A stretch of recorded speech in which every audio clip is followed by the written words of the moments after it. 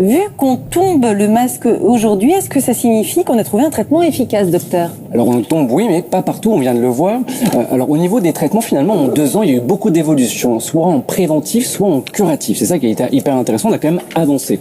Là, on va, les points importants, c'est, on le sait, la vaccination. Aujourd'hui, les plus de 60 ans peuvent avoir leur 2e rappel, soit la 4e dose. Maintenant, qu'est-ce qui sera fait à la rentrée par le prochain ministre de la Santé? Est-ce qu'il y aura une généralisation à voir?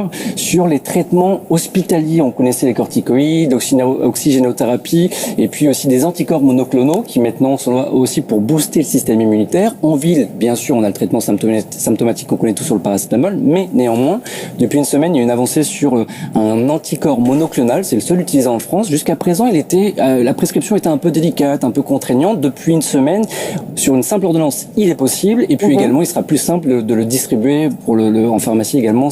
Voilà, il y a quand même de l'avancée. Dernière chose, on parle des nouveaux traitements qui sortent. Néanmoins, il y a aussi du tri. Il y a l'ANSM, l'Agence nationale de sécurité du médicament, vient d'interdire la commercialisation d'un spray nasal qui était vendu comme étant virucide du Covid-19. Donc voilà, sur tous les points, il y a de l'avancée, mais aussi de la restriction. On en aura dit et entendu des conneries sur le Covid, quand même. Question suivante.